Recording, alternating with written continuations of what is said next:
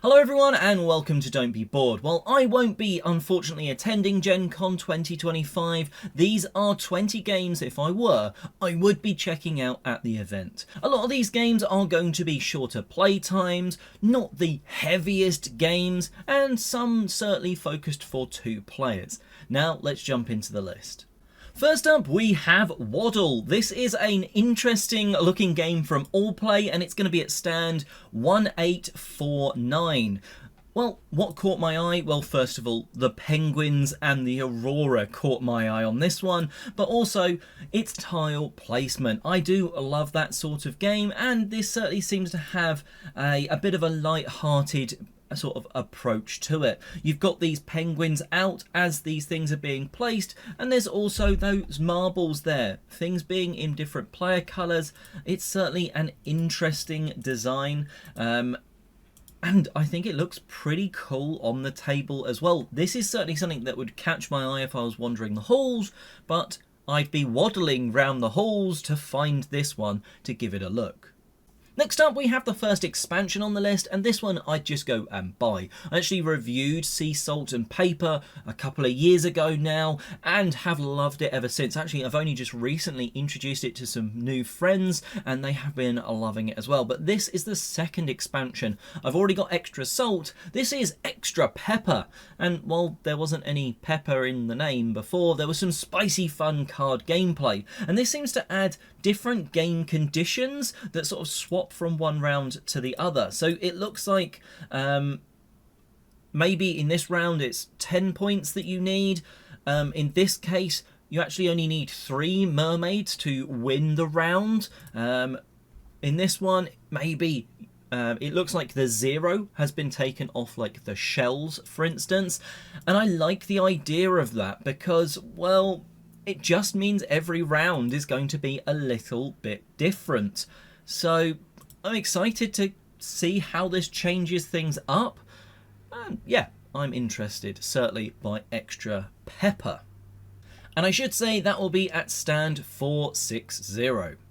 DV Games make a lot of nice looking games. They did Bonsai a couple of years ago, and just before I forget, this will be at 2205.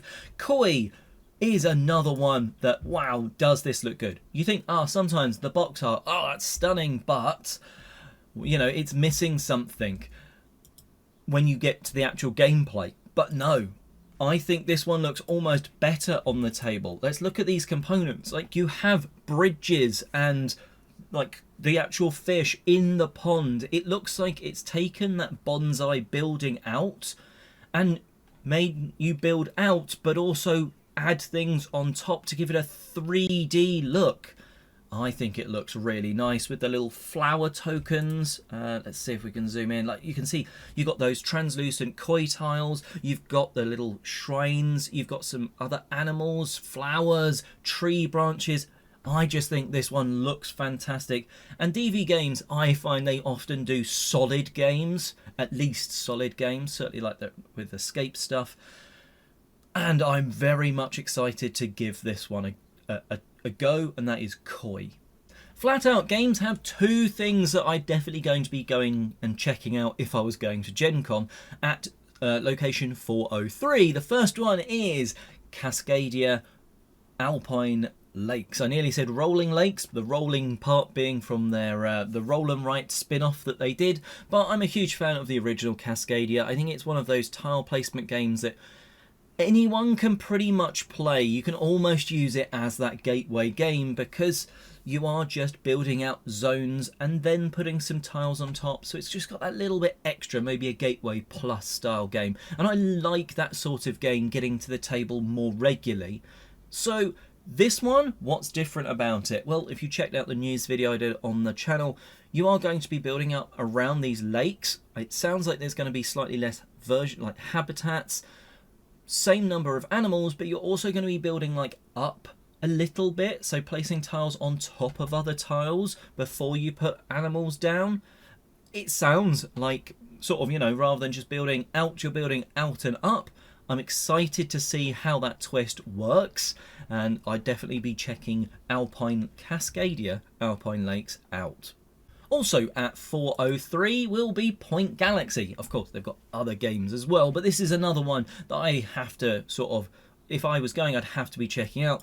I have Point City and Point Salad in the collection. I even have tried at one point to acquire like the Pokemon Point Salad, though I haven't managed to yet because it's quite hard and expensive to import. But Point Salad, Point City, and now Point Galaxy, and well, I like the fact that this sort of very easy Point Salad scoring game is sort of evolving. It definitely seems like it's got a little bit more to it, as you have to have like sections or like you have like columns that are scoring in different ways, like different solar systems sort of job, and there's loads of things triggering. You are trying to get these rockets for doing things. You're trying to match the colours of planets and moons and stuff.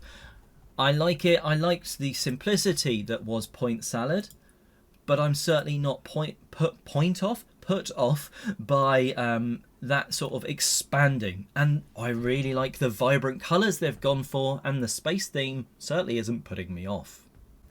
Gamehead are going to be showing off this rather unique sounding trick-taking game, No Loose Ends, and this will be at 1629. Now, this is all about bank robbery as a trick-taking game, and effectively it sounds like if you're winning the trick and using the right numbers, colours, etc., you are managing to do that heist and not have any loose ends, not sort of give any evidence away. So you are trying to win the tricks and not have these loose ends, because that's going to come back to bite you, sort of thing, when it comes to scoring, etc., or potentially even if you have too many loose ends, you're eliminated from the scoring element. I'm not entirely sure how it works, but I'm intrigued by this. Now, there was a game a few years ago, Stitch for Stitch, that had trick-taking where you were giving maybe information away as one player, and that worked really well. So I'm excited when someone does try and just put a spin on trick-taking and use it in a different way. Sometimes it lands, like in Stitch for Stitch, and hopefully that's the case for No Loose Ends. Other times it's like, that was weird. But I'd go and check this one out because it's a bit different, and I really do enjoy trick-taking. Now, there's not a location currently for this one, but it will be at the Hobby World stand, so check the maps for that one. But this one is Paradox Island. Now, this is a deduction game, I think, like no other. I certainly not heard stuff like this. So one person can see the behind the screen where this map actually is, and you can see down here, if I sort of it's not going to zoom in, let's see if there's another picture. Okay, let's just roll with this. So one person can see behind that screen, and everyone else has this sort of map that they can use. The back of the box is probably the best example here. They can't see what's behind that screen, so they don't actually know what the island that they're trying to escape looks like. So there's that sort of part where it's almost like a hidden movement cooperatively. I like hidden movement. I like deduction games where sort of you're trying to pass information but not necessarily completely freely. This one just sounds really unique. Again, this is Paradox Island by Hobby World. They put out normally some very solid games, and I'm intrigued by this one, that's for sure. Horrible Guild are beginning showing off Railroad tiles at booth 2136. Now, if you're not aware, they have previously done Railroad Inc. And a whole load of those, including micro expansions and 4 different base games where you have little micro expansions in there as well. These are all roll and writes. This, however, is very similar to it, but there's like an auction bidding for these tiles that you're placing down, but you're still going to be adding them and drawing out this sort of very nice, nicely illustrated, a nice eye-catching illustration with railroads, with roads, and then there's like 20 expansions, or like maybe not quite that many, but loads of expansions that add new tiles into the mix. I actually kickstarted this one. It hasn't arrived yet, but I had I have to say, I'd go and try this one out, or at least if you didn't kickstart it, maybe this is your chance to go and try. I just think like it looks visually really cool to me. I like that sort of simplistic but cartoony fun art style they've gone for, and I love the original Roll 'em Right, so I had to back this one on Kickstarter, of course, and I'm very excited for when it arrives. At 2142, Inside Up Games are going to be showing off a number of things. The thing I would go and check out if I hadn't already played it and previewed it on the channel is, of course, the new Animal Kingdom expansion for Earth. If you're a fan of Earth, you liked Earth Abundance, well, this is not quite just more of the same, but I really like what this one adds. It still feels very much like Earth, but you are adding animals to your flora and fauna. And it's often this sort of small animal is moving round the cards, helping to grow sprouts, maybe eat sprouts but do something else, maybe churn some soil up for you, maybe give you a way to score some bonus points and all that sort of stuff. Despite it sounding like, oh, I'm adding loads of animals to Earth, which is not got any animals, so is this a big change? No. It's more of the same, but still adding cool animal meeples. Like, look at that. How cool does that look? And everyone gets something a little bit different, and these powers trigger off like maybe once a round or sporadically when certain things happen. It's a really great expansion. Do go check out my preview if you want to know more, or you can go and play it at Gen Con. Next up, we have a very cute looking card game called Otter. Now, this one attracted me because, well, it looks pretty cute, it looks pretty different, but also it's a ladder climbing game over between about 15 and 30 minutes, so a really easy one to get to the table. And I think the cuteness of this ladder climbing game would certainly help it hit the table as well. You've got different cards doing different things. It's a very small box. That's exactly what I want from a small, quick card game. And as here, if you can play all your cards first, you win. And you're just trying to play like the stuff higher or near it. And I kind of like that. It seems like I'm being attracted by the cute artwork, but I'm also someone that enjoys quick, easy card games that you can just get to the table, and Otter looks like one of those. And this one will be at stand 2569. Ivy Studios are going to be showing off Graft at 2239 location wise. Now, there's not many pictures of this one, unfortunately. We literally have this one and the box at a slightly different angle. But this is a set collection style game where you are, sounds like, drafting the things that you're set collecting, but you don't also want to push your luck too much.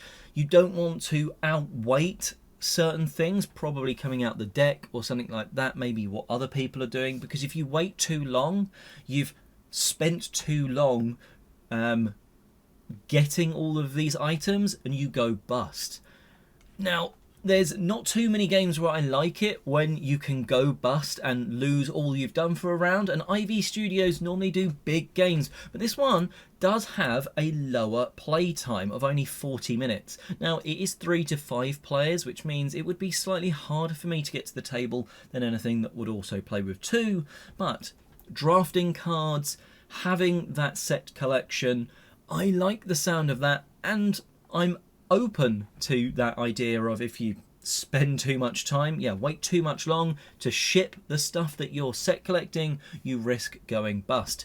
So I like that because it means, people will be sort of selling incomplete sets off, or maybe risking it for that big payout.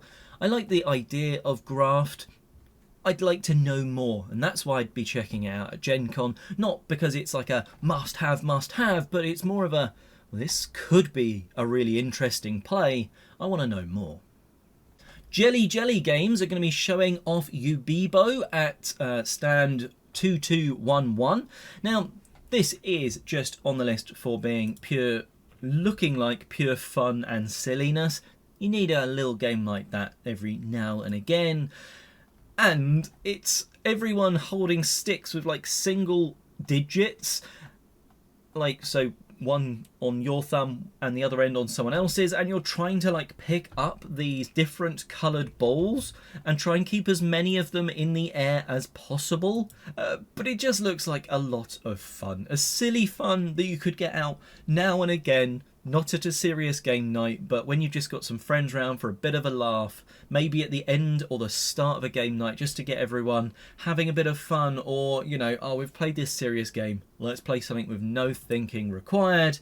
It just looks fun, so I had to mention this one because it's quirky and different.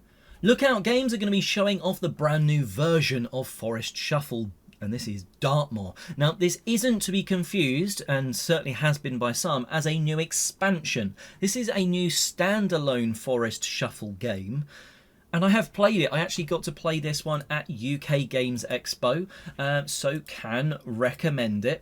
And what does it add? It adds these brand new, wow, that's super large, brand new cards that are sidewards.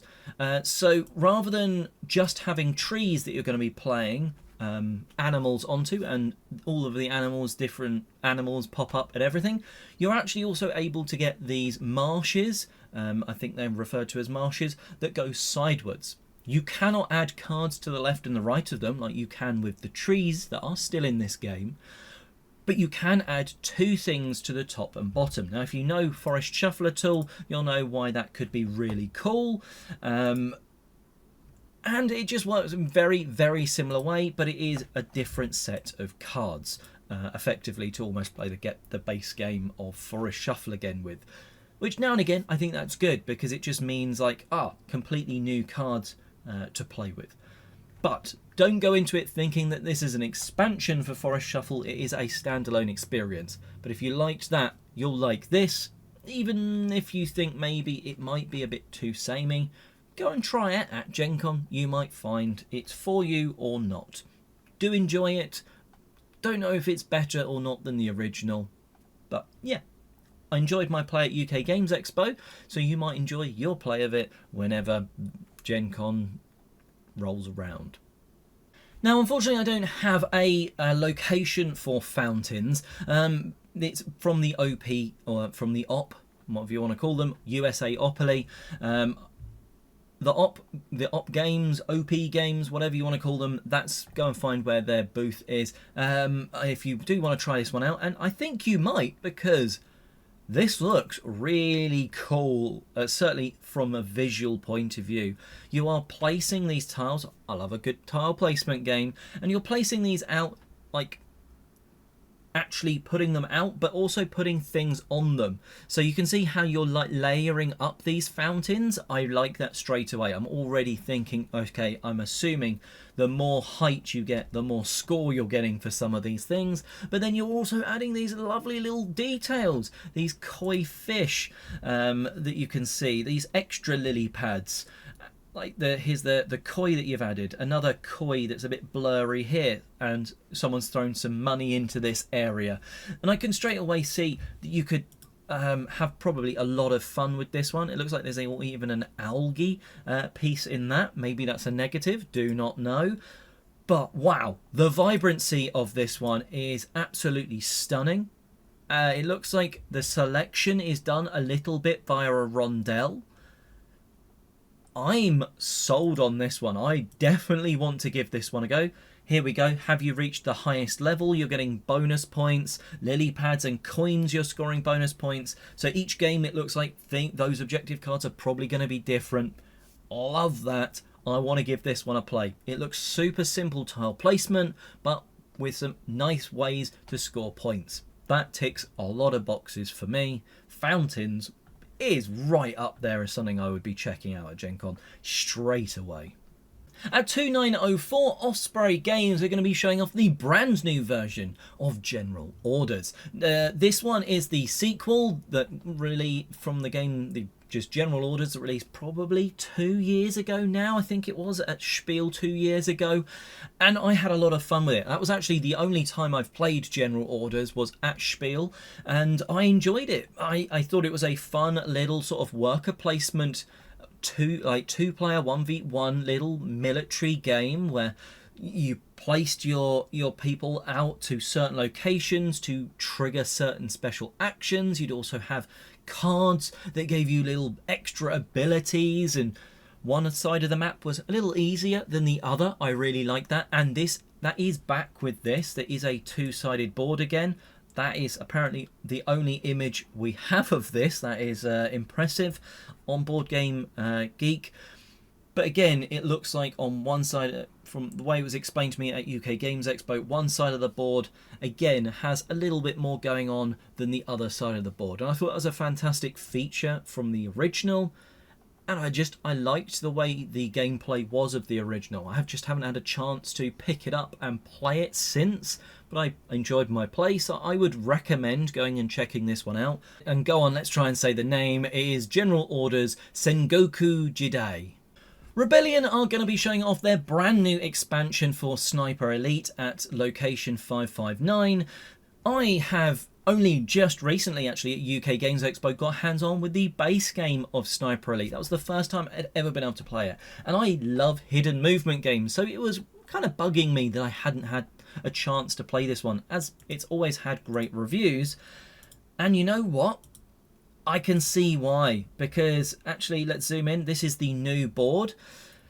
You, as the sniper, are not located on the board. Most of the time, you are just moving around behind your screen on your own little board. And in this case, trying to get to certain, you can see some of these locations, like 1, 2, there's a 6 over here, 7. Basically, you get 2 of these locations as the sniper to go and complete a mission at. And you get slowly penned in by your opponents. And in this new one, there's even these vehicles that sort of drive around, making what is otherwise a bigger map a little bit smaller for you to, for your opponents to get around. I very much enjoyed my play of the base game, so much so in the end I did cave and go and buy, or not buy, but pledge on the Game Found campaign. So I'm getting this and everything. So I have to recommend, if going and demoing has caused me to buy the base game and expansions just straight away, I have to advise you to go and try this one if you're even at least slightly interested in a hidden movement game. Don't be put off by the fact that it's a Sniper Elite sort of IP. That is a video game, but this feels so much just like a fantastic board game. It almost might have done better as a board game without that sort of licensing attached to it. But that's what Rebellion Unplugged does. They like to take IPs from video games and turn it into fantastic board games, and they have done it with this one. At location 1329, you can have a look at Positano. Probably butchered that completely. I'm assuming it's an Italian village, and a very colourful one at that. Look at the game. So in this, from what I can tell, you build, score, and it's all about getting the height, but also locations sort of on, well, not necessarily on the edge, but you are using these like elements down here to select where you're going to be building, how many blocks you're using to build, etc. And then there's some like point scoring bits at the bottom, I think. I'm just captivated by how this one looks. I think that looks really cool. Visually, it's definitely eye-catching, and I'd want to try this one. My only concern is to try and play this on a normal table is a little awkward if you've got to sit the other side of this. You almost have to sit with it side on to everyone, with maybe that market in the middle of everyone. But come on, this looks cool, right? So I'd definitely be going to check this one out, and that is Positano. Definitely would be taking a look at this one, just simply from looks alone.